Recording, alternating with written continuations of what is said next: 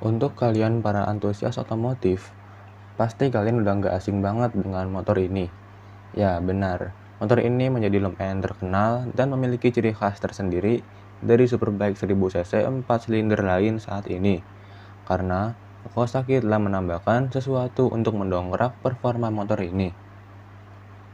Dan apakah kalian tahu bahwa motor ini dipecah menjadi beberapa genre? Dan kali ini kita akan membahas tentang Kawasaki Ninja H2 series.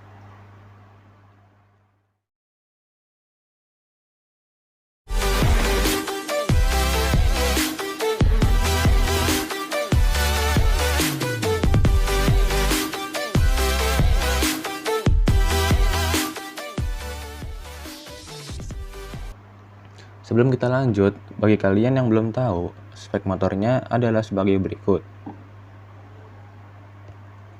Oke, jadi itulah spek singkat motor tersebut.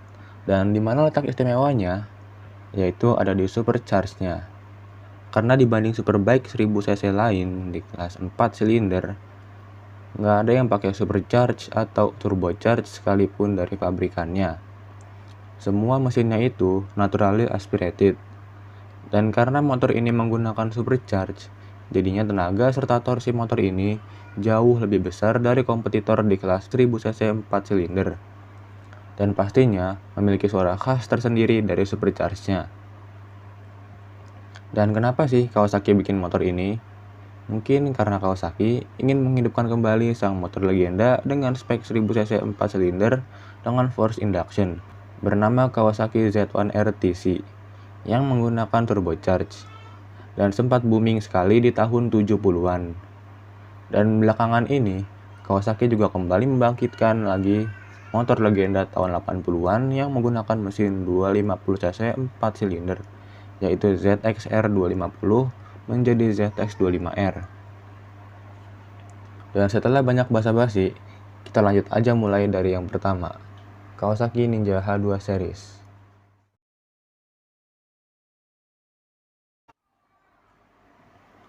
Yang pertama ada Kawasaki Ninja H2. Memiliki genre motorsport firing yang mengutamakan kecepatan. Motor ini adalah basis dari sekian banyak H2 series.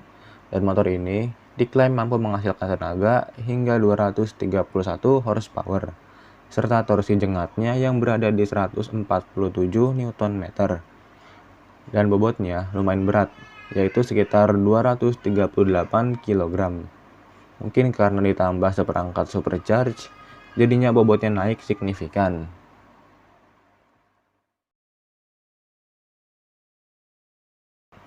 Selanjutnya ada Kawasaki Ninja H2R. Motor ini menggendong gelar sport fairing yang sama seperti H2. Dan bedanya dari H2, motor ini dibuat khusus untuk keperluan trek saja. Jadinya, motor ini tidak dilengkapi aksesoris atau perlengkapan berkendara di jalan raya, yaitu seperti spion, lampu sen, lampu utama, dan lainnya. Serta surat-suratnya pun seperti STNK dan BPKB juga tidak ada. Jadinya, jika terlihat motor ini dikendarai di jalan raya umum, maka motor itu dianggap ilegal dan bisa kena tilang. Dan karena motor ini khusus untuk trek saja, jadinya tenaganya dibuat sebuah mungkin dibanding H2 series lainnya, yaitu tembus hingga 326 horsepower dengan torsi yang setara New Suzuki Hayabusa, yaitu 150 Nm. Dan bobotnya pun dipangkas menjadi lebih ringan, yaitu hanya 216 kg saja.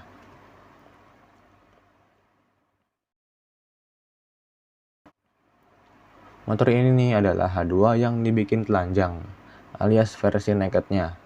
Karena ini motor naked, jadi motor ini didesain lebih manusiawi dan nyaman dari segi riding position, alias buat santai saja. Dan dari segi tenaga dan limit RPM pun disetting berada di RPM yang lebih rendah. Bukan hanya itu saja, top speed juga pastinya dipangkas oleh Kawasaki. Tenaganya turun dibanding H2 sebagai basisnya, yaitu menjadi 200 horsepower saja. Dan torsinya menjadi 137 Nm. Tapi walaupun begitu, powernya terbilang sangat tinggi di kelas naked 1000 cc 4 silinder. Dari merek Jepang lainnya yang disetting berkisar 140 sampai 150 horsepower saja. Dan untuk bobot, lumayan lebih ringan sedikit dibanding dengan H2, yaitu berkisar 240 kg.